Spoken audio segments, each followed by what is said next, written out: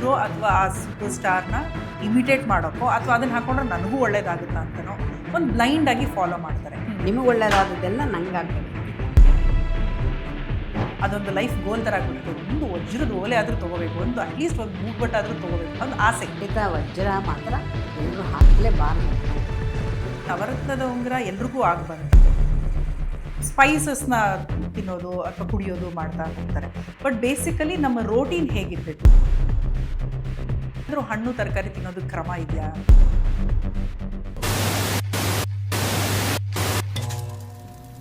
ನಮಸ್ಕಾರ ಎಲ್ರಿಗೂ, ನಾನು ಸೌಜನ್ಯ ಕೀರ್ತಿ. ಕರ್ನಾಟಕದ ಪ್ರಖ್ಯಾತ ಮುಕ್ತಿನಾಗ ಕ್ಷೇತ್ರದ ಧರ್ಮದರ್ಶಿಗಳಾದಂಥ ಶ್ರೀಮತಿ ಶ್ರೀ ಡಾಕ್ಟರ್ ಗೌರಿ ಸುಬ್ರಹ್ಮಣ್ಯ ಅವರು, ಗೌರಿ ಅಮ್ಮ ಅಂತಾನೆ ಪ್ರಖ್ಯಾತರಾಗಿರುವ ಗೌರಿ ಅಮ್ಮ ನಮ್ಮ ಜೊತೆ ಇದ್ದಾರೆ. ನಮಸ್ಕಾರ ಮೇಡಮ್, ಕಾರ್ಯಕ್ರಮಕ್ಕೆ ಸ್ವಾಗತ.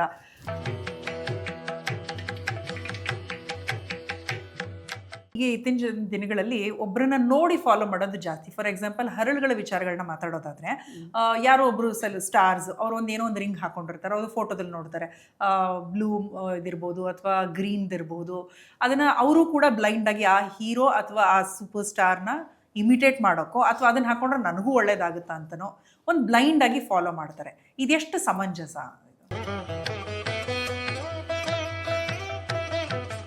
ಖಂಡಿತ ಹಾಗೆ ಮಾಡಬಾರ್ದು. ನನಗೆ ಒಳ್ಳೇದಾದದ್ದೆಲ್ಲ ನಿಮ್ಗಾಗಬೇಕಂತಿಲ್ಲ, ನಿಮಗೆ ಒಳ್ಳೇದಾದದ್ದೆಲ್ಲ ನಂಗಾಗಬೇಕಂತಿಲ್ಲ. ಯಾಕೆ ಅಂದರೆ ನಮ್ಮ ಜಾತಕದಲ್ಲಿ ಯಾವ ಗ್ರಹ ಬಲವಾಗಿದೆ, ನಾವು ಯಾವ ಲಗ್ನದಲ್ಲಿ ಹುಟ್ಟಿದ್ದೀವಿ, ಇದು ತುಂಬ ಮುಖ್ಯ ಆಗತ್ತೆ. ಅದಕ್ಕೆ ಅನುಗುಣವಾಗಿ ನಾವು ಕಲ್ಲುಗಳನ್ನು, ಸ್ಟೋನ್ಗಳನ್ನು ಆಯ್ಕೆ ಮಾಡ್ಕೋಬೇಕಾಗತ್ತೆ. ರವಿ ಬಲವಾಗಿದ್ದರೆ, ಅಂದರೆ ಉದಾಹರಣೆಗೆ ಸಿಂಹದಲ್ಲಿ ಯಾರಿಗೋ ರವಿ ಇದ್ದ ಅಂತ ಇಟ್ಕೊಳ್ಳೋಣ, ಅಥವಾ ಸಿಂಹ ರಾಶಿಯವರು ಅಂತ ಅಂದ್ಕೊಳ್ಳೋಣ. ಆ ಥರ ಇದ್ದಾಗ ಅವರು ಮಾಣಿಕ್ಯವನ್ನು ಹಾಕಿದ್ರೆ ಅವ್ರಿಗೆ ತುಂಬ ಪವರ್ ಬರುತ್ತೆ. ಅವ್ರು ಬಹಳ ಧೈರ್ಯಶಾಲಿಗಳಾಗಿರ್ತಾರೆ, ಎಂಥ ಕೆಲಸ ಬೇಕಾದ್ರೂ ಮಾಡೋಕ್ಕೆ ಸಾಧ್ಯವಾಗತ್ತೆ. ಸಾಹಸವಂತರು ಆಗಿರ್ತಾರೆ, ಒಂಥರ ದಿಗ್ವಿಜಯ ಪಡೆಯುವಂತಹ ವ್ಯಕ್ತಿತ್ವ ಅವರದ್ದಾಗತ್ತೆ. ಆ ತರಹ ಅವರಿಗೆ ಅದನ್ನು ಸರಿಯಾಗಿ ನೋಡಿಕೊಂಡೇ ತೀರ್ಮಾನವನ್ನು ಮಾಡಬೇಕಾಗತ್ತೆ. ಮತ್ತು ಕಟಕ ಲಗ್ನದಲ್ಲಿ ಜನಿಸಿದ್ದವರು ಅಂದರೆ ಮುತ್ತನ್ನು ಹಾಕ್ಕೊಳ್ಳಿ, ಅವರಿಗೆ ಆರೋಗ್ಯ ಚೆನ್ನಾಗಿರುತ್ತೆ, ಮನಸ್ಸು ತುಂಬ ಚೆನ್ನಾಗಿರುತ್ತೆ, ಮಾನಸಿಕವಾಗಿ ನೆಮ್ಮದಿಯಾಗಿರೋದಕ್ಕೆ ಸಹಾಯ ಆಗುತ್ತೆ. ಈ ಥರ ಅವ್ರ ಜೀವನದಲ್ಲಿ ಯಶಸ್ಸನ್ನು ಕಾಣೋದಕ್ಕೆ ಸಾಧ್ಯ ಆಗುತ್ತೆ. ಆರೋಗ್ಯದಲ್ಲಿ ಅವರು ಯಾವತ್ತೂ ಕೂಡ ಹಿನ್ನಡೆ ಆಗೋದಿಲ್ಲ. ಈ ರೀತಿ ಅವರವರ ರಾಶಿ ನಕ್ಷತ್ರಗಳಿಗೆ ಅನುಗುಣವಾಗಿ ಅವರವರು ಆ ಒಂದು ಯಾರೋ ಒಬ್ಬರು ನೀಲ ಹಾಕ್ಕೊಂಡ್ರು ಅಂತ ನಾವು ನೀಲ ಹಾಕ್ಕೊಂಡ್ರೆ, ನೀಲ ಅನ್ನುವಂಥದ್ದು ಶನಿ ಗ್ರಹಕ್ಕೆ ಸಂಬಂಧಪಟ್ಟಿದ್ದು. ಅದು ಎಲ್ಲರಿಗೂ ಸೂಕ್ತ ಆಗೋದೇ ಇಲ್ಲ, ತುಂಬ ವಿರಳ, ಕೆಲವರಿಗೆ ಮಾತ್ರ ಅದು ಹೊಂದುವಂಥದ್ದು. ಹಾಗಾಗಿ ಯಾರು ಕುಂಭರಾಶಿಯಲ್ಲಿ ಜನಿಸಿರ್ತಾರೆ, ಜಾತಕದಲ್ಲಿಯೂ ಶನಿ ಬಲವಾಗಿರಬೇಕು. ಮತ್ತು ಕೆಲವೊಮ್ಮೆ ಬರೀ ರಾಶಿಗೆ ನಕ್ಷತ್ರಕ್ಕೆ ಅನುಗುಣವಾಗಿಯೇ ಹಾಕ್ಕೊಂಡ್ರೂ ಸಾಕಾಗಲ್ಲ, ಅವರಿಗೆ ರಾಶಿಯಲ್ಲಿಯೂ ಕುಂಭರಾಶಿಯಾಗಿರಬೇಕು. ಜೊತೆಗೆ ಸಾಮಾನ್ಯ ಕುಂಭರಾಶಿಯವರ ನೀಲಿ ಹಾಕ್ಕೊಳ್ಳಿ ಅಂದ್ಬಿಡ್ತಾರೆ. ನೀಲಿ ಹಂಗೆ ಹಾಕ್ಕೋಬಾರ್ದು, ಒಂದು ದಿವಸ ಇಟ್ಕೋಬೇಕು, ಸಣ್ಣ ಪ್ರಮಾಣದಲ್ಲಿ ಇಟ್ಕೋಬೇಕು. ಅದು ಸಣ್ಣ ಪ್ರಮಾಣದಲ್ಲಿ ಇದ್ರೂ ಕೂಡ ಅವತ್ತೇನಾರು ಒಂದು ಯಾರು ಬೀಳ್ತಾರೆ, ಅವಾಗ ನನಗಾಗಲ್ಲ ಅಂತ ಅದನ್ನ ಬಿಟ್ಬಿಡ್ಬೇಕು. ಅವರು ಎಡವಿದ್ದನ್ನ ಲೆಕ್ಕನೇ ತೊಗೊಳಲ್ಲ. ನಾವು ಅದನ್ನು ಆಮೇಲೆ ದೊಡ್ಡ ಪ್ರಮಾಣದ ನಮ್ಗೆ ಏನೂ ಆಗಲಿಲ್ಲ, ಅವತ್ತು ಹೋದ್ವಿ, ಯಾರ್ದೋ ಮನೆಗೆ ಹೋದವ್ರು ಬರೀ ಕಾಫಿ ಕೊಡ್ತಾರೆ ಅಂತ ಹೋಗಿದ್ವಿ, ತಿಂಡಿನೂ ಕೊಟ್ಟರು, ಅವಾಗ ನಿಮಗೆ ನೀಲ ಆಗತ್ತೆ ಅಂತ ಅಂದ್ಕೊಂಡು ನೀವು ಅದನ್ನು ದೊಡ್ಡ ಪ್ರಮಾಣದಲ್ಲಿ ಬಳಕೆ ಮಾಡ್ಬೋದು. ದೊಡ್ಡ ಮಟ್ಟನೇ ಎಕ್ಸ್ಪೆಕ್ಟ್ ಮಾಡಬೇಕಾಗಿಲ್ಲ. ಅದು ಹಾಕ್ಕೊಂಡಾಗ ಏನಾದ್ರು ಒಂಚೂರು ಪಾಸಿಟಿವ್ ಆಗಿ ಇತ್ತು ಅಂತಂದರೆ ಅವಾಗ ಅದು ನಿಜವಾಗ್ಲೂ ವರ್ಕ್ ಆಗುತ್ತೆ. ಪಚ್ಚೆ, ಹಸಿರನ್ನು ಅಷ್ಟೇ ಎಲ್ಲರೂ ಧರಿಸೋ ಹಾಗಿಲ್ಲ. ಮಿಥುನ ರಾಶಿಯಲ್ಲಿ ಹುಟ್ಟಿದವರು ಅಥವಾ ಮಿಥುನ ಲಗ್ನದಲ್ಲಿ ಹುಟ್ಟಿದವರು ಅಥವಾ ಕನ್ಯಾ ರಾಶಿಯಲ್ಲಿ ಹುಟ್ಟಿದವರಿಗೆ ಹೊಂದತ್ತೆ. ಆದರೆ ಅದೇ ಬುಧ ಅವರ ಜಾತಕದಲ್ಲಿ ತುಲಾ ರಾಶಿಯಲ್ಲಿದ್ದರೂ ಅವ್ರು ಹಾಕ್ಕೋಬೋದು. ಅಥವಾ ಮಿಥುನ ರಾಶಿಯವರು ಮಿಥುನ ಲಗ್ನದಲ್ಲಿ ಅಲ್ದಿರ ಬುಧ ದೇಶ ಬಂದಾಗ, ಬುಧನೇ ಚೆನ್ನಾಗಿಲ್ಲ ಅವ್ರ ಜಾತಕದಲ್ಲಿ ಅಂದರೂ ಕೂಡ ಬುಧ ದೇಶ ಬಂದಾಗ ಹಾಕ್ಕೊಂಡ್ರೆ ಬುಧ ದೇಶೆಯಲ್ಲಿ ಅವ್ರಿಗೆ ನಿಂತೋಗಿರೋ ಕೆಲಸ ಎಲ್ಲ ಆಗೋಗುತ್ತೆ. ಮತ್ತು ಅವರು ಓದುವ ಕಾಲದಲ್ಲಿ ಏನಾದರೂ ಕೂಡ ಈ ಕನ್ಯಾ ರಾಶಿಯವರು, ಮಿಥುನ ರಾಶಿಯವರು ಹಸಿರು ಕಲ್ಲನ್ನು ಹಾಕ್ಕೊಂಡಿದ್ದೆ ಆದರೆ ಅವರು ಹೈಯರ್ ಎಜುಕೇಷನ್ ತುಂಬ ಚೆನ್ನಾಗಾಗತ್ತೆ. ಅವ್ರಿಗೆ ಯಾವ ಕಾಲೇಜಲ್ಲಿ ಸೀಟ್ ಬೇಕು ಅಂತ ಆಸೆ ಇರುತ್ತೆ, ಅಲ್ಲೇ ಸಿಕ್ಕತ್ತೆ. ಒಳ್ಳೆ ರ್ಯಾಂಕಿಂಗ್ ಬರೋಕ್ಕೆ ಅವಕಾಶ ಆಗುತ್ತೆ. ಈ ರೀತಿ ಹರಳುಗಳದ್ದು ಕೂಡ ತುಂಬ ವಿಶೇಷವಾದಂತಹ ಒಂದು ವಿಚಾರಗಳಿದೆ. ರತ್ನಗಳು ಅಂತಂದ್ರೇನೆ ಯಾವುದನ್ನು ನೋಡಿದಾಗ ಮನಸ್ಸು ತುಂಬ ಆಹ್ಲಾದಕರವಾಗತ್ತೆ, ಅದನ್ನು ರತ್ನ ಅಂತ ಕರೆಯುವಂಥದ್ದು. ರತ್ನನ ಪದಕ್ಕೆ ಅರ್ಥ ಅದು. ಹಾಗಾಗಿ ರತ್ನಗಳಿಗೆ ಒಂದು ರೀತಿಯ ಶಕ್ತಿ, ಚೈತನ್ಯ ತುಂಬ ಚೆನ್ನಾಗಿರುತ್ತೆ. ಆ ರತ್ನಗಳನ್ನು ಬಳಕೆ ಮಾಡಬೇಕಾದ್ರೆ ಮಾತ್ರ ಸರಿಯಾದವರ ನಿರ್ದೇಶವನ್ನು ಪಡ್ಕೊಂಡೇ ಉಪಯೋಗವನ್ನು ಮಾಡ್ತಕ್ಕಂಥದ್ದು ಶ್ರೇಷ್ಠ. ಅದು ವಜ್ರ ಕೂಡ ಅದೇ ಕ್ಯಾಟಗರಿಗೆ ಬರುತ್ತೆ. ಯಾಕಂದರೆ ಈಗ ಹೆಂಗಸರಿಗೆ ಒಡವೆ ಅಂತ ತುಂಬ ಆಸೆ, ಅದರಲ್ಲೂ ಕೆಲವ್ರಿಗಂತೂ ಅದೊಂದು ಲೈಫ್ ಗೋಲ್ ಥರ ಆಗ್ಬಿಟ್ಟಿರುತ್ತೆ. ಒಂದು ವಜ್ರದ ಓಲೆ ಆದರೂ ತೊಗೋಬೇಕು, ಒಂದು ಅಟ್ಲೀಸ್ಟ್ ಒಂದು ಮೂಗ್ಬಟ್ಟು ಆದರೂ ತೊಗೋಬೇಕು, ಒಂದು ಆಸೆ ವಜ್ರ ತೊಗೋಬೇಕು ಅಂತ. ಹಾಗೆ ವಜ್ರನೂ ಯಾರು ಬೇಕಾದರೂ ಬಳಸಬಹುದಾ ಅಥವಾ ಅದಕ್ಕೂ ಏನಾದರೂ ರೆಸ್ಟ್ರಿಕ್ಷನ್ ಇದೆಯಾ? ಖಂಡಿತ ವಜ್ರ ಮಾತ್ರ ಎಲ್ಲರೂ ಹಾಕಲೇಬಾರ್ದು. ಓ ಹೌದಾ? ತುಂಬ ಕೆಲವೇ ಜನಕ್ಕೆ ವಜ್ರ ಆಗಿ ಬರುವಂಥದ್ದು. ವಜ್ರ ಆಗದೆ ಇದ್ದವ್ರು ಹಾಕ್ಕೊಂಡು ತುಂಬ ಜೀವನದಲ್ಲಿ ಕಳ್ಕೊಂಡು ತುಂಬ ಸಂಸಾರದ ಜೀವನವನ್ನೇ ಕಳ್ಕೊಂಡಿರೋರನ್ನ ನೋಡಿದ್ದೀವಿ ನಾವು. ಹಾಗಾಗಿ ಈ ಮದುವೆಗಳು ಮಾಡಬೇಕಾದ್ರೆ ಒಡವೆಗಳು ತರಬೇಕಾದ್ರೆ ವಜ್ರ ತಂದುಬಿಡ್ತಾರೆ. ಮದುವೆ ಟೈಮಲ್ಲಿ ಏನು ಬೇಕಾದ್ರೂ ಹಾಕ್ಬೋದು ಅಂತ ಒಂದು ಲಾಜಿಕ್ಕು. ಆ ಮದುವೆ ಹಾಕ್ಕೊಂಡವರು ಮದುವೆ ಜೀವನನೇ ಜಾಸ್ತಿ ದಿವಸ ನಡೆಯೋದಿಲ್ಲ. ಎಷ್ಟು ಬ್ರೇಕಪ್ಸ್ ನೋಡ್ತಾ ಇದ್ದೀವಿ ಇವಾಗ. ಏನೇನೋ ಕಾರಣಗಳು, ಇವೆಲ್ಲವೂ ಕಾರಣ ಆಗೋಗುತ್ತೆ. ಅದರಿಂದ ವಜ್ರ ಮಾತ್ರ ಒಂದೇ ಒಂದು ಸೆಂಟಷ್ಟು ತಂದಿಟ್ಕೊಂಡು ಚೆಕ್ ಮಾಡ್ಕೋಬೇಕು. ಈ ನೀಲ ಆದ್ರೂ ಕೂಡ ಒಂದು ಕ್ಯಾರೆಟಾರು ತರ್ಬೋದು. ಅದನ್ನು ಒಂದು ಸೆಂಟಷ್ಟು ತಂದಿಟ್ಕೊಂಡು ಚೆಕ್ ಮಾಡಿ ಅವ್ರಿಗೇನು ತೊಂದರೆ ಆಗಲಿಲ್ಲ ಆವತ್ತಿನ ದಿವಸ ಅಂದರೆ ಅದನ್ನು ಆಮೇಲೆ ಮಾಡಿಸ್ಕೋಬೇಕೇ ಹೊರತು ಪರೀಕ್ಷೆ ಮಾಡ್ಕೊಳ್ದಿರ. ಪ್ರಾಕ್ಟಿಕಲ್ ಎಕ್ಸ್ಪೀರಿಯನ್ಸೇ ತುಂಬ ಮುಖ್ಯ ಆಗತ್ತೆ, ಬೇರೆ ಯಾರು ಏನೇ ಹೇಳಿದ್ರು ಕೂಡ. ಅದರಲ್ಲಿ ಕೂಡ ಕೆಲವು ರಾಶಿಯಲ್ಲಿ ಹುಟ್ಟಿದವರಿಗೆ, ಕೆಲವು ಲಗ್ನದಲ್ಲಿ ಹುಟ್ಟಿದವರಿಗೆ ವಜ್ರ ತುಂಬ ಚೆನ್ನಾಗಿ ಬರುತ್ತೆ. ಅಂಥವರು ವಜ್ರ ಹಾಕಿದ ಮೇಲೆ ಅವ್ರ ಜೀವನನೇ ಬದಲಾಗತ್ತೆ. ವಜ್ರ ಅದೊಂದಷ್ಟು ಕಾಂಟ್ರಿಬ್ಯೂಟ್ ಮಾಡುತ್ತೆ ತಂದೆ ಆದದ್ದನ್ನು. ಹಾಗಾಗಿ ವಜ್ರ ಹಾಕಿದಾಗ ಅವ್ರ ಜೀವನದಲ್ಲಿ ಒಂದು ಒಳ್ಳೆಯ ಲಕ್ಸುರಿ ಲೈಫನ್ನು ಲೀಡ್ ಮಾಡುವಂತಹ ಅವಕಾಶ ಒದಗಿ ಬರುತ್ತೆ. ಒಳ್ಳೆಯ ಮಾಮೂಲಿ ಕಾರಲ್ಲಿ ಓಡಾಡ್ತಾ ಇದ್ದವ್ರಿಗೆ ಬೆನ್ಸ್ ಕಾರ್ ತೊಗೊಳ್ಳೋವಂಥ ಅವಕಾಶ ಬರ್ಬೋದು. ಹಾಗಂತೆಲ್ಲ ನಾವು ಹೇಳಕ್ಕೂ ಕೆಲವು ಸಲ ಭಯ ಆಗತ್ತೆ. ಪಾಪ ಅದರ ಆಸೆಯಿಂದ ತಾವಾಗೆ ಹೋಗಿ ತಗೊಂಡು ಏನಾದ್ರು ಎಲ್ಲಿ ಸಿಕ್ಕಾಕೊಂಡ್ಬಿಡ್ತಾರೋ ಅಂಥೇಳಿ. ಹಾಗಾಗಿ ವಜ್ರವನ್ನು ಖರೀದಿ ಮಾಡ್ಬೇಕಾದ್ರೆ ತುಂಬ ಸರಿಯಾದವ್ರನ್ನ ಕೇಳಿಯೇ ಮಾಡಬೇಕು. ಇದ್ರ ಜೊತೆಗೆ ರತ್ನಗಳಿಗೆ ಕೇವಲ ಆಭರಣಕ್ಕಷ್ಟೇ ಅಲ್ಲ, ರತ್ನಗಳಿಂದ ತುಂಬ ಕಾಯಿಲೆಗಳನ್ನು ವಾಸಿ ಮಾಡಬಹುದು. ರತ್ನಗಳಿಂದ ನಾವು ಬೇಕಾದಷ್ಟು ಔಷಧಿಯನ್ನು ತಯಾರು ಮಾಡ್ತೀವಿ. ಉದಾಹರಣೆಗೆ ಹವಳ ಪ್ರವಾಳ ಅಂತ ಕರಿತೀವಿ ಸಂಸ್ಕೃತದಲ್ಲಿ. ಪ್ರವಾಳ ಅಂತಂದರೆ ಈ ಅದರಿಂದ ಕೆಲವು ಭಸ್ಮವನ್ನು ತಯಾರು ಮಾಡಿ ಅದರಿಂದ ಬೇಕಾದಷ್ಟು ಕಾಯಿಲೆಗಳನ್ನು ವಾಸಿ ಮಾಡೋದಕ್ಕೆ ಅವಕಾಶ ಇದೆ. ಕೇವಲ ಹವಳವನ್ನು ಧರಿಸೋದ್ರಿಂದ ಸಾಮಾನ್ಯ ಹೆಣ್ಣು ಮಕ್ಕಳಿಗೆ ಹವಳ ತುಂಬ ಚೆನ್ನಾಗಿ ಅದು ಒಂದು ರೀತಿಯ ಸುಮಂಗಲಿತನಕ್ಕೆ ಸಹಾಯವನ್ನು ಮಾಡುತ್ತೆ ಅನ್ನುವ ಅರ್ಥ ಕೂಡ ಇದೆ.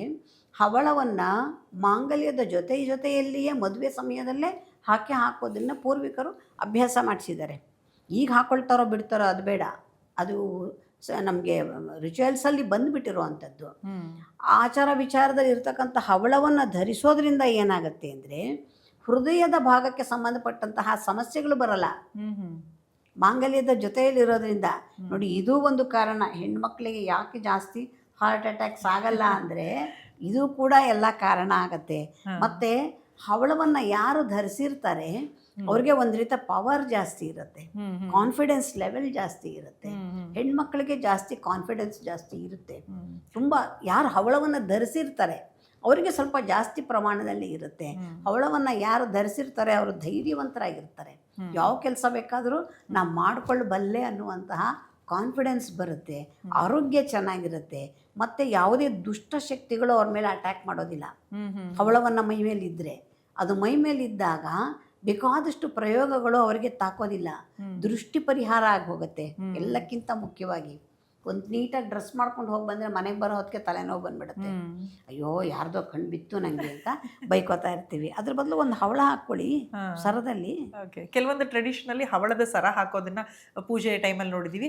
ಇನ್ನು ಕೆಲವರು ಮಾಂಗಲ್ಯದಲ್ಲಿ ಕರಿಮಣಿ ಮತ್ತು ಹವಳ ಇರುತ್ತೆ. ಕೆಲವರು ಕರಿಮಣಿ ನಮ್ಮ ಕಡೆ ಪದ್ಧತಿ ಇಲ್ಲ ಅಂತ ಹವಳ ಮಾತ್ರ ಹಾಕ್ತಾರೆ. ಹಂಗೆ ಸಪ್ರೇಟಾಗಿ ಹವಳ ಹಾಕ್ಕೊಳ್ಬಹುದಾ? ಕರಿಮಣಿ ಹವಳ ತುಂಬ ಮುಖ್ಯ. ಹವಳ ಕಾಣುವ ಹಾಗೆ ಹಾಕ್ಕೋಬೇಕು, ಮೇಲ್ಗಡೆ ಎಕ್ಸ್ಪೋಸ್ ಆಗೋ ಥರ ಹವಳ ಹಾಕ್ಕೋಬೇಕು. ಆವಾಗ ತುಂಬ ಸಹಾಯ ಆಗುತ್ತೆ. ಮತ್ತು ಇನ್ನು ರಾಹುಕೇತುಗಳಿಗೆ ಸಂಬಂಧಪಟ್ಟ ಹಾಗೆ ಗೋಮೇಧಕ ಮತ್ತು ಕ್ಯಾಟೈ ಅಂತ ಕರಿತೀವಿ, ವೈಢೂರ್ಯ ಮೈಮೇಲಿದ್ದರೆ ಯಾರು ಯಾವುದೇ ರೀತಿಯ ಮಾಟ ಮಂತ್ರ ಪ್ರಯೋಗ ಮಾಡಿದ್ರು ಕೂಡ ಅವ್ರಿಗೆ ತಗೊಳ್ಳೋದಿಲ್ಲ. ನೆಗೆಟಿವ್ ಎನರ್ಜಿ ಹತ್ರಕ್ಕೆ ಸುಳಿಯಲ್ಲ. ಅಷ್ಟು ಅದ್ಭುತವಾದದ್ದು. ಎಂತಹ ಅದು ಅವ್ರಿಗೆ ಆಗಿ ಬರೋದು ಆಗಿಬಿಟ್ರೆ ಅವ್ರಿಗೆ ಯಾವುದೇ ರೀತಿಯ ಸಮಸ್ಯೆಗಳು ಅವ್ರ ಹತ್ತಿರಕ್ಕೆ ಬರದಿದ್ದಾಗೆ ರಕ್ಷಣೆ ಮಾಡಿಕೊಡುತ್ತೆ. ಅವ್ರಿಗೆ ಶ್ರೀಮಂತಿಕೆಗೆ ಅನುಕೂಲ ಆಗುತ್ತೆ, ಅವ್ರು ಮಾಡುವ ಕೆಲಸದಲ್ಲಿ ಸಕ್ಸಸ್ ಸಿಕ್ಕತ್ತೆ. ಇವೆಲ್ಲ ಬಹಳ ವಿಶೇಷವಾದಂತಹ ಗುಣಗಳು ನಮಗೆ ರತ್ನಗಳಲ್ಲಿ ಸಿಗ್ತಕ್ಕಂಥದ್ದು. ನೀಲಮಣಿಯಲ್ಲಿ ಮಾಡ್ತಕ್ಕಂತಹ ಶುದ್ಧ ಭಸ್ಮ ಸಿಕ್ತು ಅಂತಂದರೆ ಮಧುಮೇಹನ ಯಾವುದರಲ್ಲೂ ರಿವರ್ಸ್ ಮಾಡೋಕ್ಕಾಗಲ್ಲ, ಆದರೆ ಆ ಭಸ್ಮದಲ್ಲಿ ರಿವರ್ಸ್ ಮಾಡೋದಕ್ಕೆ ಅವಕಾಶ ಇದೆ. ನಾನು ಔಷಧದ ವಿಚಾರದಲ್ಲಿ ರತ್ನಗಳನ್ನು ತುಂಬ ನಾನು ಅಭ್ಯಾಸ ಮಾಡಿದ್ದೀನಿ, ತುಂಬ ಪ್ರಯೋಗಗಳನ್ನು ಮಾಡಿದ್ದೀವಿ, ಅದೆಲ್ಲವೂ ಸಕ್ಸಸ್ಸನ್ನು ಕೊಟ್ಟಿದೆ. ಹಾಗಾಗಿ ರತ್ನಗಳನ್ನು ಬಳಕೆ ಮಾಡೋದು ಕೇವಲ ಸೌಂದರ್ಯಕ್ಕಾಗಿ ಅಲ್ಲ, ಆರೋಗ್ಯಕ್ಕಾಗಿ, ನಮ್ಮ ಜೀವನದ ಆಗು ಹೋಗುಗಳಿಗಾಗಿ ಮತ್ತು ನಮ್ಮ ಜೀವನದಲ್ಲಿ ಬರ್ತಕ್ಕಂತಹ ಅನೇಕ ತೊಂದರೆಗಳನ್ನು ತಡೆಗಟ್ಟೋದಕ್ಕೆ ಎಲ್ಲಕ್ಕೂ ಸಹಾಯ. ತುಂಬ ಜನ ಈ ನವರತ್ನದ ಉಂಗುರನ ಹಾಕೊಳ್ಳೋದನ್ನ ನೋಡಿದ್ದೀವಿ, ಓಪನ್ ಸೆಟ್ಟು, ಕ್ಲೋಸ್ ಸೆಟ್ಟು ಆ ಥರ ಎಲ್ಲ. ಅಂದರೆ ಈ ನವರತ್ನದ ಉಂಗುರ ಎಲ್ರಿಗೂ ಆಗಬಾರುತ್ತಾ? ಅಂದರೆ ಗಂಡಸರೇ ಹಾಕೊಳ್ಳೋದು ನೋಡಿದ್ದೀವಿ, ಹೇಗೆ ಅದು? ಆ ಥರ ಏನಾದರೂ ಇದೆಯಾ ಅದ್ರ ಬಗ್ಗೆ ಪರ್ಟಿಕ್ಯುಲಾರಿಟಿ? ನವರತ್ನದ ಉಂಗುರ ಅಂತ ಹಾಕುವಾಗ ಸೌಂದರ್ಯವರ್ಧಕವಾಗಿ ಹಾಕ್ಕೋಬೋದು.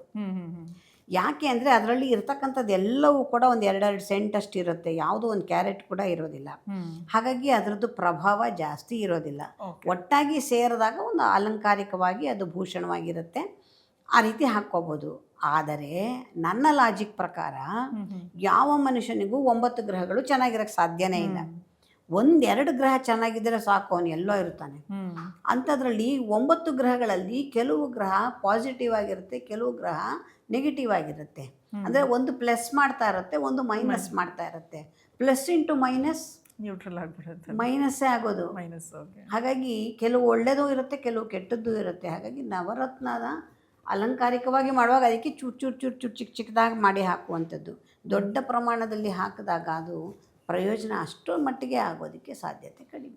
ನಿಮ್ಮ ಬಾಯಲ್ಲಿ ಹಾಡು ಕೇಳಿಬಿಟ್ಟು ನನಗೆ ಮತ್ತೂ ಹಾಡು ಕೇಳಬೇಕು ಅಂತ ಆಸೆ ಆಗಿಬಿಟ್ಟಿದೆ. ಹಾಗಾಗಿ ಒಂದು ಚಿಕ್ಕದಾಗ ಒಂದು ಗೇಮ್ ಮತ್ತೊಂದು ಆಡೋಣವಾ? ಏನಂದರೆ, ನಮ್ಮ ಕನ್ನಡದ ಹೀರೋಗಳ ಹೆಸರುಗಳನ್ನ ಹೇಳ್ತಾ ಹೋಗ್ತೀನಿ. ಆ ಹೀರೋ ಹೆಸರು ಕೇಳಿದಾಗ ಅವರದ್ದು ಯಾವ ಹಾಡು ನಿಮಗೆ ನೆನಪಾಗುತ್ತೆ, ಹೇಳ್ಬೋದಾ? ಪ್ರಯತ್ನ ಮಾಡೋಣ. ಫಸ್ಟು ಎಲ್ಲರ ಫೇವ್ರೇಟ್ ಡಾಕ್ಟರ್ ರಾಜ್ಕುಮಾರ್ ಅವರಿಂದ ಶುರು ಮಾಡೋಣ. ಡಾಕ್ಟರ್ ರಾಜ್ಕುಮಾರ್. ಆಕಾಶವೇ ಬೀಳಲಿ ಮೇಲೆ ನಾನೆಂದು ನಿನ್ನವನು, ಭೂಮಿಗೆ ಬಾಯ್ ಬಿಡಲಿ ಇಲ್ಲೇ ನಾನಿನ್ನ ಕೈ ಬಿಡೆನು. ಡಾಕ್ಟರ್ ವಿಷ್ಣುವರ್ಧನ್. ಹಾವಿನ ದ್ವೇಷ 12 ವರುಷ, ನನ್ನ ರೋಷ 100 ವರುಷ. ಹಾಡುಗಳೆಲ್ಲ ಒರಿಜಿನಲ್ ಹಾಡುಗಳಿಗೆ ಈ ಮಕ್ಕಳ ಟೈಮಲ್ಲಿ ನಾವು ಬೇರೆ ಕೇಳಿ ಕೇಳಿ ನನ್ನ ದ್ವೇಷ ಮೂರೇ ದ್ವೇಷ ಅಂತ ಆ ಸಾಲುಗಳು ನೆನಪಾಗ್ತಾ ಹೋಗುತ್ತೆ. ಈ ಆಕಾಶವೇ ಬೀಳಲಿ ಮೇಲೆಗೂ ಅಷ್ಟೇ, ಕಡ್ಡಿ ಚುಚ್ಚು ನಿಲ್ಲಿಸುವೆ, ಭೂಮಿಯೇ ಬಾಯ್ ಬಿಡಲಿ ಇಲ್ಲೇ ಗಮ್ ಹಾಕಿ ಅಂಟಿಸುವೆ, ಈ ಥರ ಎಲ್ಲ ಆಡೋರು ಚಿಕ್ಕ ವಯಸ್ಸಲ್ಲಿ ಮಕ್ಕಳು. ಓಕೆ, ಈಗ ಶಂಕರ್ ನಾಗ್ ಅವರು. ಸಂತೋಷಕ್ಕೆ ಹಾಡು ಸಂತೋಷಕ್ಕೆ, ಕುಣಿತು ತಾಳಕ್ಕೆ ಕುಣಿದು ನಲಿದು ರಾಗಕ್ಕೆ ನಲಿದು. ಅಂಬರೀಷ್. ಗಿರಿನವಿಲೆ ಎಲ್ಲೋ ಮುಗಿಲೆ ಎಲ್ಲೋ. ಶ್ರೀನಾಥ್ ಅವರು.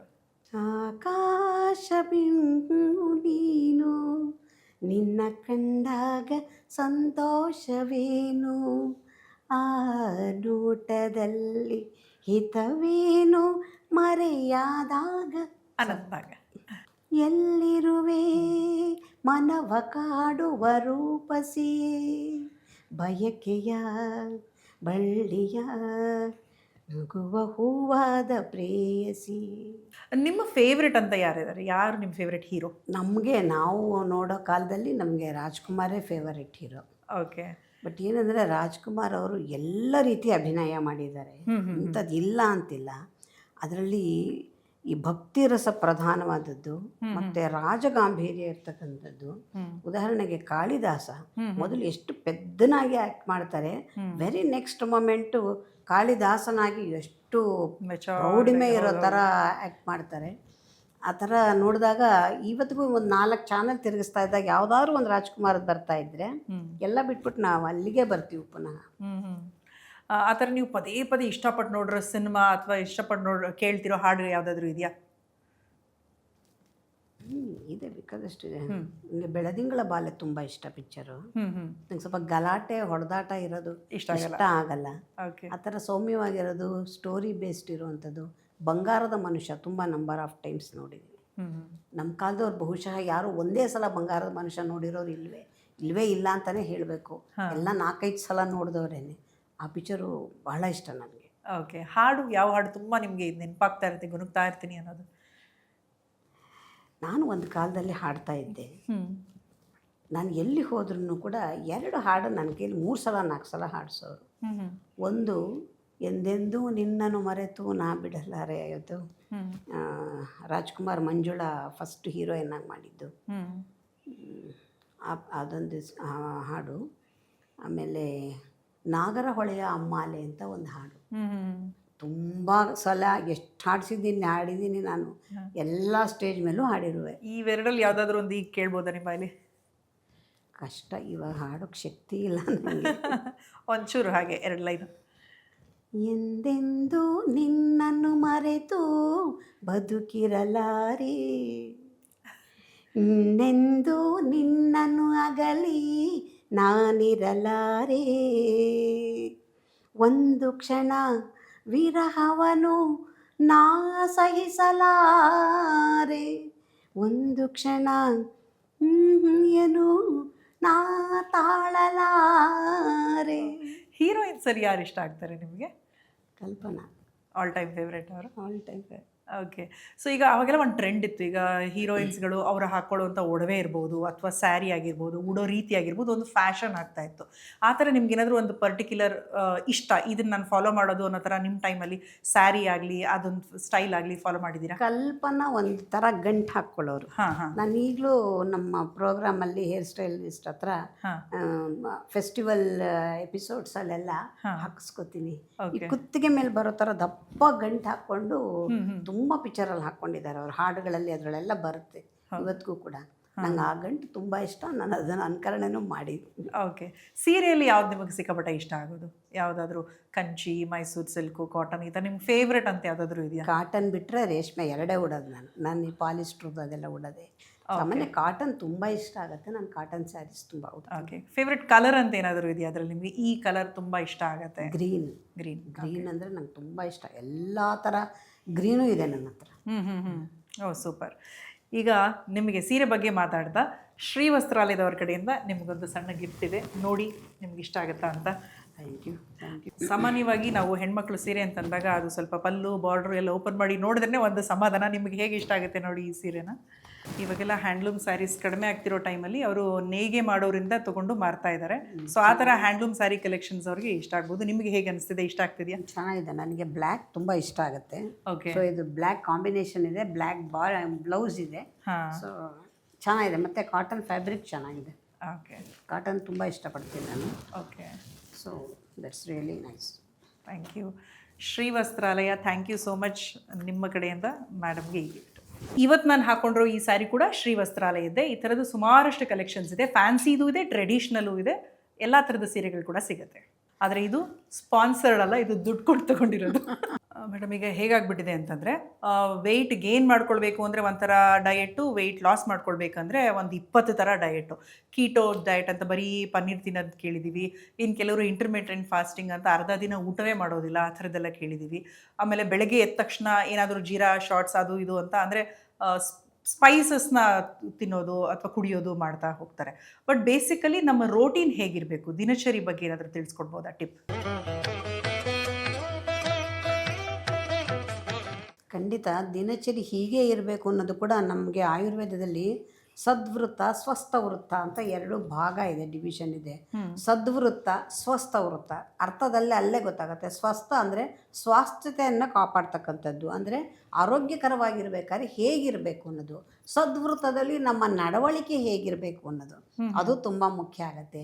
2 ಭಾಗದಲ್ಲಿಯೂ ಕೂಡ ಒಬ್ಬ ಮನುಷ್ಯ ಸಂಪೂರ್ಣವಾಗಿ ಆರೋಗ್ಯವಾಗಿರಬೇಕಾದ್ರೆ ಕೇವಲ ಶಾರೀರಿಕ ಆರೋಗ್ಯ ಅಷ್ಟೇ ಸಾಕಾಗಲ್ಲ, ಮಾನಸಿಕವಾಗಿಯೂ ಕೂಡ ಆರೋಗ್ಯವಾಗಿರಬೇಕು ಅನ್ನೋದನ್ನು ಅದಕ್ಕೂ ಕೂಡ ಶರೀರ ಮಾಧ್ಯಮ ಖಲು ಧರ್ಮ ಸಾಧನಂ ಅಂತ ಹೇಳ್ತೀವಿ.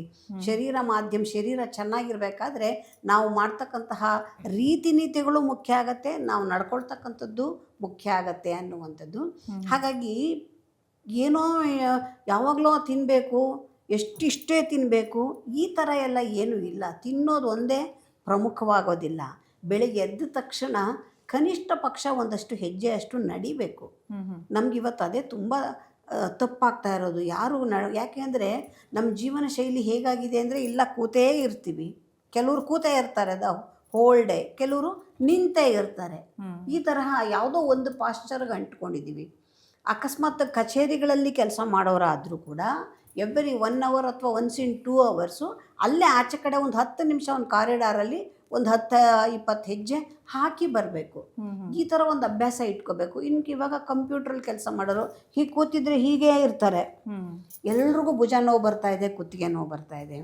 ಆ ಜಾಗಕ್ಕೆ ಸಂಬಂಧ ಯಾವ ಕೆಲಸವನ್ನು ಮಾಡ್ತೀವಿ ಅದಕ್ಕೆ ಅನುಗುಣವಾಗಿರ್ತಕ್ಕಂತಹ ಕೆಲವು ವ್ಯಾಯಾಮಗಳನ್ನು ಮಾಡಬೇಕು. ವ್ಯಾಯಾಮ ಮಾಡಲಿಲ್ಲ ಅಂದರೆ ಶರೀರ ತುಂಬ ಹಾಳಾಗಿ ಹೋಗುತ್ತೆ. ಹಾಗಾಗಿ ಬೆಳಿಗ್ಗೆ ಎದ್ದ ತಕ್ಷಣ ಒಂದಷ್ಟು ಕಾಲ್ನಡಿಗೆ ಮಾಡಬೇಕು. ಕಾಲ್ನಡಿಗೆ ಮಾಡೋದ್ರಿಂದ ಏನಾಗುತ್ತೆ ಅಂದರೆ, ನಾವು ಹಿಂದಿನ ದಿವಸ ತಿಂದದ್ದೆಲ್ಲ ಕೂಡ ಸಂಪೂರ್ಣವಾಗಿ ಆಚೆ ಹೋಗುತ್ತೆ, ವಿಸರ್ಜಿತವಾಗೋದಕ್ಕೆ ಸಹಾಯ ಆಗುತ್ತೆ. ಮತ್ತು ಮೊದಲು ಹೊಟ್ಟೆಲಿ ಆಗಲೇ ತಿಂದಿದ್ದು ಖಾಲಿ ಆಗೋದಕ್ಕೆ ಮುಂಚೆ ಹೊಟ್ಟೆ ಒಳಗೆ ಏನೂ ಹಾಕಬಾರ್ದು. ನಾವೇನು ಮಾಡ್ತೀವಿ, ಎದ್ದ ತಕ್ಷಣ ಏನೋ ಕುಡಿಯೋದೋ ತಿನ್ನೋದೋ ಶುರು, ಇನ್ನು ಒಳಗಿರೋದು ನೆನ್ನೆ ತಿಂದಿದ್ದು ಒಳಗೆ ಇದೆ, ಅದ್ರ ಮೇಲೆ ಇನ್ನೊಂದಷ್ಟು ಲೋಡ್ ಮಾಡ್ತೀವಿ. ಇದು ಬೊಜ್ಜು ಕ್ರಿಯೇಟ್ ಆಗೋದಕ್ಕೆ ಅವಕಾಶ ಆಗುತ್ತೆ. ಹಾಗಾಗಿ ಈ ತರಹ ಮೊದಲು ಹೊಟ್ಟೆಗೆ ಯಾವುದೇ ನಾವು ಆಹಾರ ತಿಂದರೂ ಕೂಡ ತಿಂದಿದ್ದು 24 ಗಂಟೆಗಿಂತ ಹೆಚ್ಚಾಗಿ ನಮ್ಮ ಹೊಟ್ಟೆ ಒಳಗೆ ಇರಬಾರ್ದು, ಹೊರಟೋಗ್ಬಿಡ್ಬೇಕು. ಯಾವುದೇ ನೀರು ನಾವು ಕುಡಿದಿದ್ದು ಕೂಡ 2.5 ಗಂಟೆಗಿಂತ ಜಾಸ್ತಿ ಹೊತ್ತು ನಮ್ಮ ಒಳಗಿರಬಾರ್ದು, ಆಚೆ ಕಳಿಸ್ತಾ ಇರಬೇಕು ಅದನ್ನು. ಅವಾಗಷ್ಟೇ ಅದು, ಇಲ್ಲ ಅಂದರೆ ಅದು ವಿಷವಾಗಿ ಕನ್ವರ್ಟ್ ಆಗುತ್ತೆ. ಆಯುರ್ವೇದದಲ್ಲಿ ವಿಷ ಅಂತಂದರೆ ಶರೀರಕ್ಕೆ ಬೇಡದ್ದು ಅಂತ ಅರ್ಥ. ನಾವು ಗಾಳಿಯನ್ನೇ ಸೇವನೆ ಮಾಡಿದ್ರೂ ಕೂಡ ಅದು ಕೂಡ 2.5 ನಿಮಿಷಕ್ಕಿಂತ ಜಾಸ್ತಿ ಹೊತ್ತು ನಮ್ಮ ಒಳಗೆ ಇರಬಾರ್ದು, ಆಚೆ ಹೊರಟೋಗ್ತಾ ಇರಬೇಕು. ಮನುಷ್ಯ ಭಗವಂತ ಸೃಷ್ಟಿ ಮಾಡಿರೋದೇ ಹಾಗೆ, ಈ ಕಡೆಯಿಂದ ಹೋಗ್ತಾ ಇರಬೇಕು, ಆ ಕಡೆಯಿಂದ ಪಾಸ್ ಆಗ್ತಾ ಇರಬೇಕು. ಇದು ಯಾವಾಗ ಆಚೆ ಹೋಗಿರಲ್ಲ ಹಳೇದು, ಅದಕ್ಕೆ ಮುಂಚೆ ಒಳಗಡೆ ಹಾಕುವಂಥದ್ದು ಇದು ಸರಿಯಾದ ಪಥ್ಯ ಅಂತ ಹೇಳಿ ಕರೀತಕ್ಕಂಥದ್ದು. ನಮ್ಮ ಶರೀರಕ್ಕೆ ನಾವು ಏನನ್ನೇ ಕೊಟ್ಟರೂ ಪರವಾಗಿಲ್ಲ, ಅದು ವಿಸರ್ಜಿತವಾಗೋದಕ್ಕೆ ಅವಕಾಶ ಮಾಡಿಕೊಡ್ಬೇಕು. ಅಂದರೆ ನಮ್ಮ ಆಹಾರದಲ್ಲಿ ಆ ತರಹ ನಾರಿನ ಅಂಶದ ಅವಶ್ಯಕತೆ ಇರುತ್ತೆ. ಯಾವಾಗ ನಾರಿನ ಅಂಶದ ಆಹಾರ ಸರಿಯಾಗಿ ಸೇವನೆ ಮಾಡ್ತೀವಿ ಆವಾಗ ಶರೀರದ ಒಳಗಡೆ ಏನೂ ಉಳಿಯಲ್ಲ, ಎಲ್ಲವೂ ವಿಸರ್ಜಿತವಾಗುತ್ತೆ. ಇವತ್ತು ಮಲಬದ್ಧತೆ ಅನ್ನೋದು ದೊಡ್ಡ ಪಿಡುಗು, ತುಂಬ ದೊಡ್ಡ ಸಮಸ್ಯೆ.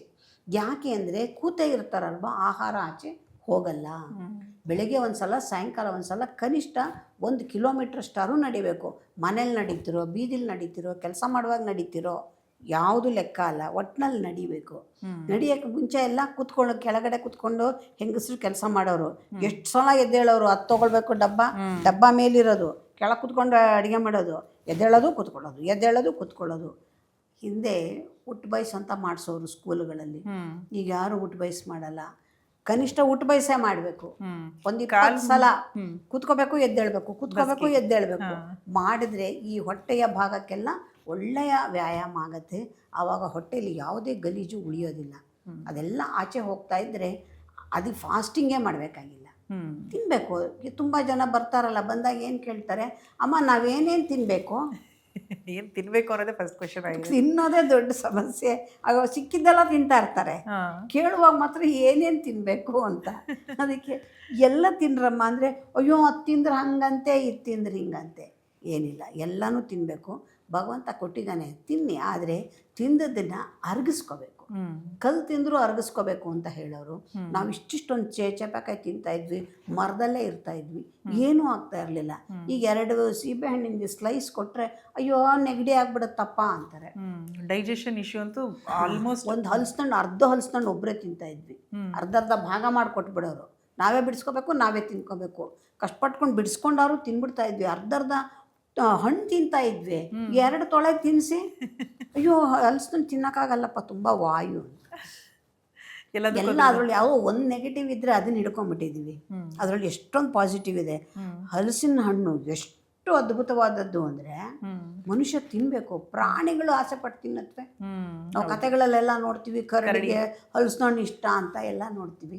ಅದಕ್ಕೆ ಯಾವುದು ಆಗಲ್ಲ ಅಂತ ಅನ್ಸತ್ತೆ, ಅದಕ್ಕೊಂದು ಆ್ಯಂಟಿಡೋಟ್ ಇರುತ್ತೆ ಪ್ರತಿಯೊಂದಕ್ಕೂ. ಅವಾಗ ಏನು ಮಾಡಬೇಕು, ಹಲಸಿನಣ್ಣು ಯಾರಿಗ ಆಗಲ್ವೋ ಚೂರು ಜೇನುತುಪ್ಪದಲ್ಲಿ ಅದ್ಕೊಂಡು ತಿನ್ನಬೇಕು. ಮಾವಿನ ಹಣ್ಣು ತುಂಬ ಒಳ್ಳೆಯದು. ಹಾಗಂದ್ರೆ ಕೆಲವ್ರಿಗೆ ತಿಂದರೆ ಆಗಲ್ಲ, ಅವ್ರೇನು ಮಾಡಬೇಕು, ಮಾವಿನ ಹಣ್ಣು ತಂದಮೇಲೆ ಇಷ್ಟು ಶುಂಠಿ ತಿನ್ಬಿಡ್ಬೇಕು. ಆ ಹಣ್ಣು ತಂದಿದ್ದು ದೋಷ ಎಲ್ಲ ಹೊಟ್ಟೋಗುತ್ತೆ. ಒಂದು ಹಲಸಿನಣ್ಣು ತಿನ್ನಿ, ಒಂದೇ ಒಂದು ಹಲಸಿನಕಾಯಿ ಬೀಜ ತಿನ್ಬಿಟ್ರೆ ಕೊನೆಯಲ್ಲಿ ಅಷ್ಟು ಹಲಸಿನಣ್ಣು ಭಸ್ಮ ಆಗೋಗುತ್ತೆ. ನಿಮಗೇನು ಸಮಸ್ಯೆನೇ ಬರೋಲ್ಲ. ಪ್ರತಿಯೊಂದಕ್ಕೂ ಒಂದು ಆ್ಯಂಟಿಡೋಟ್ ಅಂತ ಇರುತ್ತೆ. ಅದನ್ನು ಅಳವಡಿಸ್ಕೊಂಡ್ರೆ ಎಲ್ಲದಕ್ಕೂ ಫಾಸ್ಟಿಂಗೇ ಮೂಲ ಅಲ್ಲ. ಎಲ್ಲರೂ ಚೆನ್ನಾಗಿ ತಿಂದು ಅರಗಿಸ್ಕೊಳ್ಳೋಕೆ ವ್ಯವಸ್ಥೆ ಮಾಡಿಕೊಂಡ್ರೆ ಸಾಕು. ಓಕೆ. ಮರಳಿ ಸಂತೆಯವರು ಸಾವಯವ ಕೃಷಿ ಪದಾರ್ಥಗಳಿಂದ ಬೆಳೆದ ಪದಾರ್ಥಗಳ ಮಳಿಗೆ ಇದು. Pure organic store.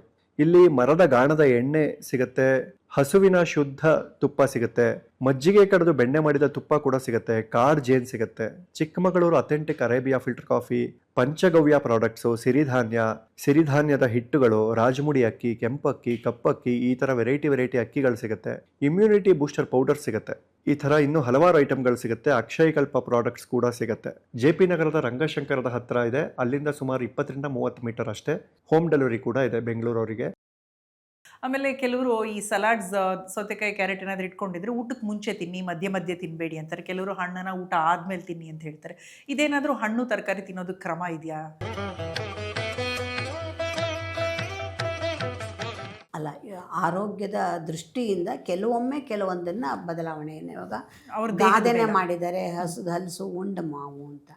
ಯಾಕೆ ಹಾಗೆ ಅಂದರೆ ಹಲಸಿನಣ್ಣು ಜೀರ್ಣ ಆಗೋದು ತುಂಬ ನಿಧಾನವಾಗಿರೋದ್ರಿಂದ ಖಾಲಿ ಇರುವಾಗ ಮೊದಲು ಹಲಸಿನಣ್ಣು ತಿಂದರೆ ನೀವು ಬೇರೆ ಆಹಾರ ಎಲ್ಲ ಪಚನ ಆಗೋಷ್ಟು ಟೈಮು ಸಿಕ್ಕತ್ತೆ. ಅದಕ್ಕೆ ಅಷ್ಟೋ ತನಕ ಪಚನ ಕ್ರಿಯೆಯಲ್ಲಿ ಅದು ಡೈಜೆಸ್ಟ್ ಆಗುತ್ತೆ. ಮಾವಿನ ಹಣ್ಣು ಭಾಳ ಜೀರ್ಣಕಾರಿ, ತುಂಬ ಫಾಸ್ಟಾಗಿ ಡೈಜೆಸ್ಟ್ ಆಗೋಗುತ್ತೆ. ಅದಕ್ಕೆ ಊಟ ಆದಮೇಲೆ ಕೊನೆಯ ಭಾಗದಲ್ಲಿ ತಿನ್ನಿ ಅಂತ. ಮಾವಿನ ಹಣ್ಣು ಜೀರ್ಣ ಆಗುವಾಗ ಅದಕ್ಕೆ ಮುಂಚೆ ತಿಂದಿದ್ದನ್ನು ಅದನ್ನು ಸೇರಿಸಿಸ್ಕೊಂಡು ಜೀರ್ಣ ಮಾಡಿಬಿಡತ್ತೆ. ಹಾಗಾಗಿ ಇವಾಗ ಬಾಳೆಹಣ್ಣು ತಿನ್ನೋದಕ್ಕೆ ಅದೊಂದು ದೊಡ್ಡ ಕ್ವಶನ್ ಮಾರ್ಕ್ ಇದೆ. ಎಲ್ಲರೂ ಊಟ ಆದಮೇಲೆ ಬಾಳೆಹಣ್ಣು ಕೊಡೋದು. ಆದರೆ ತುಂಬ ಜನ ಬಾಳೆಹಣ್ಣನ್ನು ಮೊದಲು ತಿನ್ನಿ ಅಂತಾರೆ. ನಾವು ಯಾವ ಪ್ರಕೃತಿಯವರು, ನಮ್ಮ ಶರೀರ ಯಾವ ಪ್ರಕೃತಿ ಇದು ಅಂತ ತಿಳ್ಕೊಬೇಕು. ಯಾವ ಪ್ರಕೃತಿ ಅಂದರೆ ಉಷ್ಣ ಪ್ರಕೃತಿನ, ಶೀತ ಪ್ರಕೃತಿನ, ವಾತ ಪ್ರಕೃತಿನ ಅಂತ ನಾವು ತಿಳ್ಕೊಬೇಕು. ಅದಕ್ಕೆ ಅನುಗುಣವಾಗಿ ನಾವು ಹಣ್ಣುಗಳನ್ನೆಲ್ಲನೂ ಆಯ್ಕೆ ಮಾಡ್ಕೋಬೇಕು. ಅದಕ್ಕೆ ಅನುಗುಣವಾಗಿ ತಿನ್ನಬೇಕಾಗತ್ತೆ. ಇವಾಗ ಯಾವುದೋ ಒಂದು ತುಂಬ ಶೀತ ಪ್ರಕೃತಿ ಇರತಕ್ಕಂಥವ್ರಾದರೆ ಊಟ ಆದಮೇಲೆ ತಿಂದರೆ ಉತ್ತಮವಾಗಿರುತ್ತೆ. ಶೀತ ಆಗಲ್ಲ, ನಮಗೇನು ಬಾಳೆಹಣ್ಣು ಎಷ್ಟು ತಿಂದರೂ ಏನೂ ಆಗಲ್ಲ ಅನ್ನೋರು ನೀವು ಮೊದಲಾರು ತಿನ್ನಿ, ಕೊನೆಲಾರು ತಿನ್ನಿ, ಏನೂ ಡಿಫ್ರೆನ್ಸ್ ಆಗೋದಿಲ್ಲ ಅದು. ಮತ್ತು ಹಣ್ಣನ್ನು ಆರೋಗ್ಯಕ್ಕಾಗಿ ಅದರಲ್ಲಿರೋ ಪೌಷ್ಟಿಕಾಂಶ, ನಮಗೇನೋ ಒಂದು ಪೊಟ್ಯಾಷಿಯಂ ಡಿಫಿಷಿಯನ್ಸಿ ಇದೆ ಅಂತ ತಿನ್ನುವಾಗ ಊಟಕ್ಕೆ ಮುಂಚೆ ಬಾಳೆಹಣ್ಣು ತಿನ್ನಿ. ಅದರಲ್ಲಿರೋ ಪೊಟ್ಯಾಷಿಯಮ್ ಎಲ್ಲ ಫಸ್ಟ್ ಅದು ಅಬ್ಸಾರ್ಬ್ ಮಾಡ್ಕೊಳ್ಳುತ್ತೆ. ಊಟ ಆದಮೇಲೆ ಆದರೆ ಅದು 100% ಅಬ್ಸಾರ್ಬ್ ಆಗಲ್ಲ, ಒಂದು 50% ಅಷ್ಟು ಅಬ್ಸಾರ್ಬ್ ಆಗ್ಬೋದು. ಯಾಕೆಂದರೆ ಊಟ ಮಾಡಿರ್ತೀವಲ್ಲ, ಅದ್ರ ಜೊತೆ ಎಲ್ಲ ಮಿಕ್ಸ್ ಆಗಿಬಿಡುತ್ತೆ. ಇವಾಗ ಅದಕ್ಕೆ ಉದಾಹರಣೆಗೆ ಕೆಲವು ಹೇಳ್ತಾ ಇರ್ತೀನಿ ನಾನು. ಶುಂಠಿನ ನಾವು ಎಷ್ಟೊಂದು ಕಾಯಿಲೆಗೆ ಔಷಧಿ ಮಾಡಿ ತೋರಿಸ್ತಾ ಇರ್ತೀನಿ. ಅವಾಗ ಏನಂತಾರೆ, ಅಯ್ಯೋ ಆ ಶುಂಠಿ ನಾವು ದಿನ ತಿಂತೀವಲ್ಲ. ಶುಂಠಿ ತಿನ್ಬೇಕಾದ್ರೆ ನೀವೇನು ಮಾಡಿರ್ತೀರಿ, ಅದಕ್ಕೆ ಏನೇನು ಬೇಕೋ ಎಲ್ಲ ಹಾಕಿ ಎಣ್ಣೆಲಿ ಹಾಕಿ ಚೆನ್ನಾಗಿ ಬಾಡಿಸಿ ಮಸಾಲೆ ಮಾಡಿ ಮಾಡ್ಕೊಂಡು ತಿಂದಿರ್ತೀರ. ಅದು ಆವಾಗ ಆರೋಗ್ಯಕರವಾಗಿ ಸಹಾಯ ಆಗಲ್ಲ. ಅದು ನಮಗೆ ಮಸಾಲೆ ಜೊತೆ ಬೆರೆಸಿ ಹೋಗುತ್ತೆ. ಬೇರೆದ್ರದ್ದು ಅದರಲ್ಲಿ ಎಷ್ಟೋ ವಿರುದ್ಧ ಆಹಾರಗಳಿರುತ್ತೆ. ಆ ವಿರುದ್ಧ ಆಹಾರಗಳಿದ್ದಾಗ ಬೇರೆ ಬೇರೆ ಥರ ಸಮಸ್ಯೆಗಳನ್ನು ಕೊಡುತ್ತೆ. ಹಾಗಾಗಿ ಔಷಧಿಯಾಗಿ ಬಳಸುವಾಗ ಕೆಲವು ಅನುಪಾನದಲ್ಲೇ ಬಳಸಬೇಕು ಅನ್ನೋದಿದೆ. ಆ ಥರನೇ ಬಳಸಬೇಕು, ಆವಾಗ ಮಾತ್ರ ಅದು ಸಹಾಯ ಆಗುತ್ತೆ. ಓಕೆ. ಈಗ ವಿರುದ್ಧ ಆಹಾರಕ್ಕೆ ಒಂದು ಎಕ್ಸಾಂಪಲ್ ಕೊಡೋದಾದರೆ, ವಾತ ಪಿತ್ತ ಕಫ ಪ್ರಕಾರ ಈ ಕಾಂಬಿನೇಷನನ್ನು ತಿನ್ನಬಾರ್ದು. ಆ ವಿರುದ್ಧ ಇದಕ್ಕೆ ಏನಾದರೂ ಒಂದು ಎಕ್ಸಾಂಪಲ್ ಕೊಡ್ಬೋದಾ, ಎಲ್ರಿಗೂ ಅರ್ಥ ಆಗೋ ಥರ? ಇವಾಗ ಸಣ್ಣ ಉದಾಹರಣೆ ಅಂದರೆ, ಇವಾಗ ಜೇನುತುಪ್ಪ ಉಪಯೋಗ ಮಾಡಿ ಅಂತೀವಿ. ಜೇನುತುಪ್ಪ ಇವಾಗ ದೇವಸ್ಥಾನದಲ್ಲಿ ಪಂಚಾಮೃತ ಮಾಡಿ ಕೊಡ್ತಾರೆ, ತಗೋತೀವಿ. ಜೇನುತುಪ್ಪನೂ ಹಾಕಿರ್ತಾರೆ, ತುಪ್ಪನೂ ಹಾಕಿರ್ತಾರೆ. ಜೇನುತುಪ್ಪ ಮತ್ತು ತುಪ್ಪ ಎರಡೂ ಸಮ ಪ್ರಮಾಣದಲ್ಲಿ ಇದ್ದಾಗ ಅದು ವಿಷ ಪದಾರ್ಥವಾಗುತ್ತೆ. ಅದನ್ನು ಯಾವಾಗಲೂ ವಿಷಮ ಕಾಂಬಿನೇಷನ್ನಲ್ಲೇ ಅಂದರೆ ಅದು 1:2, 2:5 ಆ ಥರ. ಇದು ಎಷ್ಟು ಸ್ವಲ್ಪ, ಅದನ್ನು ಸ್ವಲ್ಪ ಜಾಸ್ತಿ, ಅಥವಾ ಇದು ಜಾಸ್ತಿ ಅದು ಸ್ವಲ್ಪ ಕಮ್ಮಿ, ಆ ತರಹ ಪ್ರಪೋರ್ಷನೇಟಲ್ಲೇ ಬಳಕೆ ಮಾಡಬೇಕು. 2:2 ಆ ಥರ ಹಾಕಬಾರ್ದು. ಸಮ ಪ್ರಮಾಣದಲ್ಲಿ ಬೆರೆಸ್ಕೋಬಾರ್ದು. ಯಾವ್ದು ಜಾಸ್ತಿ ಇರ್ಬೋದು, ಯಾವ್ದು ಬೇಕಾದ್ರೂ ಜಾಸ್ತಿ ಇರ್ಬೋದು, ಯಾವ್ದು ಬೇಕಾದ್ರೂ ಕಮ್ಮಿ ಇರ್ಬೋದು. ಸಮ ಮಾತ್ರ ಇರಬಾರ್ದು. ಹಾಗಾಗಿ ಈ ತರಹದ್ದು ಇದು ವಿರುದ್ಧ ಆಹಾರ ಆಗುತ್ತೆ. ಇವಾಗ ಉದಾಹರಣೆಗೆ ತುಂಬ ಬೇಗ ಎಳ್ತಾ ಬರುತ್ತೆ ಮಕ್ಕಳಿಗೆ, ಕೆಲವ್ರಿಗೆ ಕೆಮ್ಮು ಬರುತ್ತೆ ಬೇಗ ಅಂಥವ್ರಿಗೆ ಕಿತ್ತಳೆ ಹಣ್ಣು ಕೊಡಿದ್ರೆ ಏನಾಗುತ್ತೆ, ವಿಟಮಿನ್ ಸಿ ಹೌದು, ಕಿತ್ತಳೆ ಹಣ್ಣು ತುಂಬ ಒಳ್ಳೇದು ಹೌದು, ಆ ಟೈಮ್ನಲ್ಲಿ ಕೊಟ್ಟಾಗ ಏನಾಗುತ್ತೆ ಜಾಸ್ತಿ ಆಗಿಬಿಡುತ್ತೆ. ಅವಾಗ ಅವ್ರಿಗೆ ಅದು ವಿರುದ್ಧ ಆಹಾರ ಆಗುತ್ತೆ.